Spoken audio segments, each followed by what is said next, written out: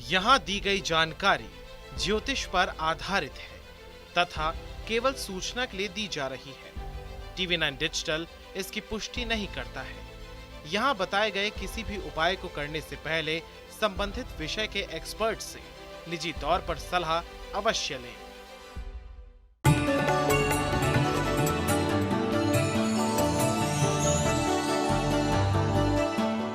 नमस्कार, astro science में आप सभी का स्वागत है। मैं हूं अंजलि और मेरे साथ इस कार्यक्रम में हैं एस्ट्रो साइंटिस्ट गुरुदेव जी वशिष्ठ जी। सर, आपका बहुत बहुत स्वागत। दाता खुशियां दे, माता रानी सुखी रखे। हम में से बहुत से लोग विदेश में जाकर बसने, विदेश यात्रा करने का सपना देखते हैं, लेकिन सपने तो सपने होते हैं। आपने बहुत से लोगों को कहते सुना होगा कि किस्मत में होगा तो विदेश जाने का मौका जरूर मिलेगा। ऐसे भी कई लोग हैं जो विदेश जाने का सपना देखते हैं, लेकिन उनमें उनका पूरा जीवन निकल जाता है। वहीं कुछ लोग ऐसे भी होते हैं जो कई बार विदेश यात्रा कर लेते हैं। क्या आप जानते हैं ऐसा क्यों होता है? विदेश यात्रा करने का रहस्य मनुष्य की जन्म कुंडली में ही है। इस विषय को आज हम विस्तार से जानेंगे और इसके साथ ही आपकी राशि के पूरे दिन का हाल भी आपको हम बताएंगे।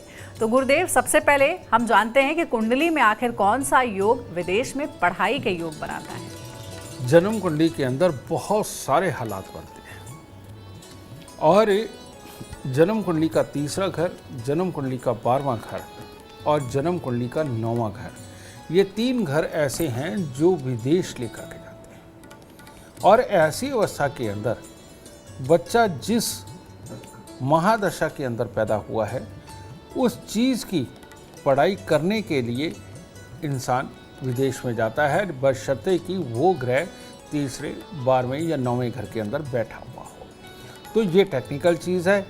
ऐसी अवस्था में आपको स्वयं अपनी कुंडली देखनी पड़ेगी कि अगर आपकी जन्म कुंडली के अंदर जिस महादशा में आप पैदा हुए हैं वो ग्रह अगर 9वें, 12वें या तीसरे घर में बैठा हुआ है तो आप विदेश पढ़ाई के लिए जा सकते हैं। एक तो ये योग है। दूसरा, अगर जन्म कुंडली के चौथे घर के अंदर केतु देव विराजमान है, शनि खराब विराजमान है, तब भी आप विदेश में जा सकते हैं। और अगर जन्म कुंडली के अंदर केतु देव तीसरे, 8वें या 12वें घर के अंदर बैठे हुए हैं तब भी आप विदेश यात्रा कर सकते हैं। तो ये योग बनते हैं विदेश जाने के और विदेश जाकर के पढ़ाई पूरी करने के। इससे पहले तो हमने चर्चा की कि पढ़ाई के योग के लिए कुंडली में कौन से ग्रह दशा का सही होना जरूरी है, लेकिन अब बताइए कि विदेश में जाकर जॉब करने के लिए कुंडली का कौन सा योग होता है? ये सारे जो योग मैंने बताए हैं इनके अंदर भी अगर ये लंबे समय तक आए हों, जैसे कि 5 साल, 7 साल, 10 साल के लिए कोई महादशा चल रही है और उसके अंदर का ये ग्रह है। अब मैं इसको और क्लियर कर देता हूँ, आम लोगों को शायद तकलीफ होगी, लेकिन जो थोड़ा भी ज्योतिष को जानते हो उनको बहुत आसानी हो जाएगी। अगर मान लीजिए जन्म कुंडली के अंदर कोई भी ग्रह जिसकी महादशा चल रही है, उसकी एक राशि 12वें घर में आ रही है, दूसरी राशि उसकी तीसरे घर में आ रही है, तो ऐसा इंसान अगर विदेश का प्लान बनाता है तो बहुत कामयाब होगा और विदेश में जाकर के ही कमाएगा। चाहे नौकरी करे या व्यापार करे वो एक अलग चीज़ है, लेकिन विदेश में जाकर के ही कमाएगा। और अगर कहीं ग्रह स्वयं 9वें घर में, 11वें घर में, 10वें घर में बैठा हुआ और उसकी राशि 12वें और तीसरे घर में बैठ गई तो समझ लीजिए ये सफलता, यानी कि विदेश में जाकर के असीम सफलता पाने का भी समय है। ठीक है, और ऐसे में इंसान विदेश में जाके बहुत अच्छी सफलता पाता भी है। लेकिन अगर छठा घर में बैठा हुआ ग्रह हो और 12वें और तीसरे में उसकी राशि हो तो ऐसी अवस्था में विदेश में जाकर के इंसान नौकरी करता है। और लेकिन अगर 7वें में और 10वें के अंदर ग्रह बैठा हुआ हो, चौथे के अंदर ग्रह बैठा हुआ हो और 12वें और तीसरे घर में उसकी राशि हो तो ऐसी अवस्था के अंदर इंसान विदेश में जाकर के व्यापार करके या कुछ किसी को सिखा पढ़ा करके कमाई करता है। ठीक है, लेकिन जन्म कुंडली के 8वें घर के साथ में संबंध हो या तीसरे में ही ग्रह बैठा हुआ हो और 12वें घर में और तीसरे घर में उनकी राशि भी हो तो ये विदेश में जाके सफल होना, असफल होना, सफल होना, असफल होना, इस तरह के हालात बनाता है। तो इन योगों का अगर आप ख्याल करते हैं, अगर ये योग आप जांचना चाहते हैं तो एस्ट्रो साइंस ऐप को डाउनलोड करके आप उसके अंदर प्रेजेंट अंतर्दशा के अंदर देखिए कि आपका विदेश का योग बन रहा है कि नहीं तो विदेश यात्रा की स्पेशल एक कैटेगरी बनी है, उसमें क्लिक करिए, आपको वो सारी डेटें नज़र आ जाएंगी जिन डेटों के अंदर आप विदेश जाना चाहते हैं। गुरुदेव, विदेश में अगर कारोबार करना चाहते हैं, आयात निर्यात करना चाहते हैं या विदेश में अपना बिजनेस फैलाना चाहते हैं तो कौन सा योग महत्वपूर्ण होता है? जन्म कुंडली का चौथा घर, उसके अंदर जो भी राशि है वो राशि का ग्रह अगर तीसरे, 12वें या 9वें घर के अंदर बैठा हुआ है और उसकी दूसरी राशि किसी तरह से अगर 10वें घर से भी संबंध रखे या छठे घर से भी संबंध रखे तो या 7वें घर से संबंध रखे तो ये व्यापार के योग बनते हैं और इंपोर्ट एक्सपोर्ट के योग बनते हैं। तो ऐसी अवस्था के अंदर चौथे घर का ग्रह, इसका तीसरे, 9वें, 12वें के साथ में संबंध होना इंपोर्ट एक्सपोर्ट के लिए सबसे उत्तम है। और ऐसे में विदेश में जाना आना, वहाँ सिलेक्शन करी, फिर आना, वहाँ से माल मंगवाया, फिर जाना, पैसे लेने के लिए, पैसे देने के लिए जाना, ये आना जाना लगा रहता है। और बहुत सारी दुनिया ऐसी है बेटा जो महीने के अंदर 15 दिन फ्लाइटों में रहती है, उनके लिए भी ये योग पूरी तरह से काम करता है क्योंकि चौथा घर का संबंध है। तो रोज जाकर के अपनी पैदाइश स्थली पे वापस आएगा, रोज जाकर के अपने घर परिवार के पास वापस आएगा, ये योग बनता है। गुरुदेव, कुछ लोग ऐसे तो होते हैं जो विदेश जाकर बसना चाहते हैं, इन लोगों के लिए कुंडली में कौन सा योग देखा जाता है? आज तुमने बहुत सारे लोगों की समस्या का हल निकालने का सवाल कर दिया।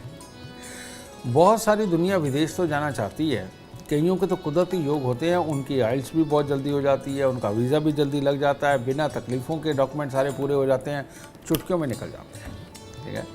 लेकिन कई लोग जाना तो चाहते हैं लेकिन पापड़ बेलते हुए उम्र बीतती चली जा रही है लेकिन उनका काम नहीं हो रहा है। ऐसे में विदेश जाने के योग जन्म कुंडली में नहीं होते हैं, सिर्फ चाहत होती है, ठीक है। लेकिन जो लोग विदेश जाना चाहते हैं, बहुत देर से तकलीफ़ें झेल रहे हैं और उनके डॉक्यूमेंट्स भी पूरे नहीं हो रहे हैं, इन लोगों के लिए अमृतमयी लाल किताब का एक उपाय।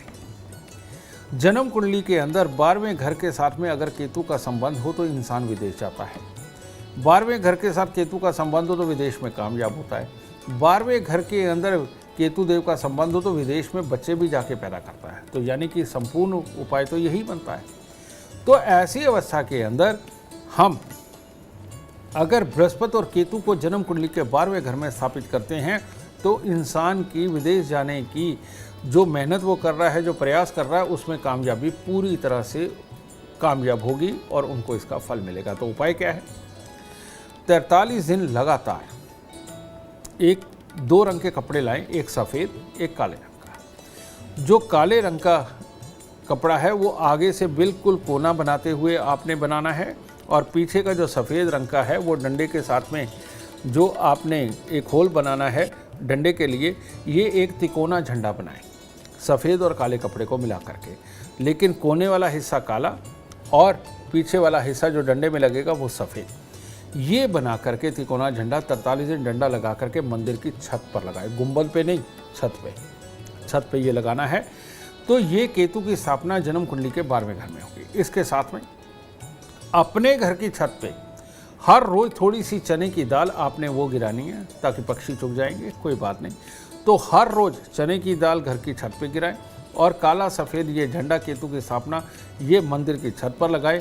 तो आपका विदेश जाने का सपना पूर्णतः सच होने वाला है और पूरी कामयाबी के साथ में सच होगा। गुरुदेव, कुछ लोग सिर्फ विदेश घूमने के शौकीन होते हैं, तो क्या इसमें भी कुंडली का योग मायने रखता है? बिल्कुल मायने रखता है। तुमने एक शब्द इस्तेमाल किया, शौक। शौक शुक्र देता है। शुक्र का घर 7वां घर होता है और 7वें घर में बैठी हुई राशि, 7वें घर में बैठे हुए ग्रह की राशि अगर तीसरे और 12वें घर के साथ संबंध करती है तो ऐसी अवस्था के अंदर शौकिया रूप से आदमी विदेश में घूमने जाता है। या 7वें घर में बैठा हुआ ग्रह, इसकी महादशा, अंतरदशा, प्रयंतरदशा जब भी आएगी उस वक्त में इंसान शौकिया तौर पे विदेश में घूम के आएगा और पूरी मौज मस्ती करके आएगा। तो ये चीज़ आप हमारी ऐप से भी जान सकते हैं, एस्ट्रो साइंस ऐप से, और अपने पास कोई भी आपके यहाँ काबिल ज्योतिषी हो तो उससे आप पता कर सकते हैं कि 7वें घर में बैठे हुए ग्रह का समय कब आ रहा है अंतरदशा में। तो तब आप विदेश की यात्रा करके वाकई में अपने शौकों को पूरा कर सकते हैं। गुरुदेव, ऐसा भी होता है कि कुछ लोग घूमने के बड़े शौकीन होते हैं, क्योंकि उनके बारे में ही हम बात कर रहे हैं, विदेश ही नहीं बल्कि देश में भी। तो क्या घूमने के शौकीन लोगों के लिए भी कुंडली में कोई विशेष योग होता है? कहते हैं 7 समुंदर पार की यात्रा चंद्रदेव करवाते हैं और सूखी जमीन की यात्रा ये केतुदेव करवाते हैं। ठीक है, तो ऐसी अवस्था में अगर जन्म कुंडली के अंदर केतु का संबंध तीसरे घर के साथ में रहे या 12वें घर के साथ रहे तो ऐसा इंसान बहुत घूमने वाला होता है। अपने देश में भी विदेश में भी वो घूमता है। लेकिन जिनके चंद्रमा का संबंध तीसरे घर के साथ बन जाए, 12वें घर के साथ बन जाए, ऐसा इंसान समुद्र पार की यात्राओं के अंदर वो घूमता है। और पहाड़ी इलाके का भी बनता है।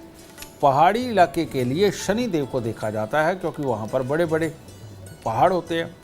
तो ऐसे लोग जिनके शनि का संबंध दूसरे घर से, तीसरे घर से, चौथे घर से और 12वें घर से बनता है, इन लोगों को सूखे एरिया पसंद नहीं आते, इनको ग्रीनरी वाले पहाड़ पसंद आते हैं। तो ऐसी अवस्था के अंदर पहाड़ों के ऊपर जाकर के घूमने का जो रास्ता है वो शनिदेव तैयार करते हैं। और रेगिस्तानी इलाके में भी घूमने का ग्रह है, क्योंकि रेगिस्तान के कारक मंगल देव है, जिनमें पानी का अंश नहीं होता। ठीक है, तो ऐसी अवस्था के अंदर अगर मंगल खराब का संबंध तीसरे घर के साथ हो जाए तो जितने भी फौजी हैं वो तीसरे घर के मंगल के कारण ट्रांसफ़र पे रहते हैं। और जिनकी ट्रांसफ़र वाली जॉब होती है कि मियाँ जम्मू में है और बीवी कन्याकुमारी में है, ऐसे जो हालात है ये खराब मंगल भी देते हैं। और ऐसी अवस्था के अंदर आदमी अपने घर पे उसका मन नहीं टिकता, हमेशा वो बाहर ही रहता है, या नौकरी की मजबूरी के कारण भी उसको दूर दूर और सूखे इलाकों के अंदर घूमना पड़ता है। तो देखिए, गुरुदेव ने बता दिया है और आप उन उपायों का ज़रूर ध्यान रखिए, क्योंकि अगर आपकी इच्छा है विदेश में जाकर के बिजनेस करने की, विदेश में घूमने की या फिर विदेश में सेटल होने की, अगर आप जीवन में कामयाबी चाहते हैं, अपार धन और लाभ चाहते हैं, तो गुरुदेव के बताए हुए उपाय ज़रूर करें। उम्मीद करते हैं आपको आज का विषय पसंद आया होगा। कल आपके सामने लेकर आएंगे एक और विषय जो आपकी कॉम्प्लिकेटेड लाइफ को बना देगा आसान और खुशियों से भरपूर। अगर आप हमारे गुरुदेव से मिलना चाहते हैं या पर्सनली उनसे बात करना चाहते हैं तो आप कांटेक्ट कर सकते हैं। नंबर है 9999900522। आप भी सुख समृद्धि और खुशहाली चाहते हैं और चाहते हैं दुखों का अंत हो जाए, तो इसके लिए एस्ट्रो साइंस ऐप डाउनलोड करना ना भूलें। फिलहाल समय हो गया आपसे इजाजत लेने का। आप बने रहे हमारे साथ और हमारे एस्ट्रो साइंटिस्ट गुरुदेव GD वशिष्ठ जी के साथ देखना ना भूलें एस्ट्रो साइंस रोजाना सुबह 8 बजे। नमस्कार।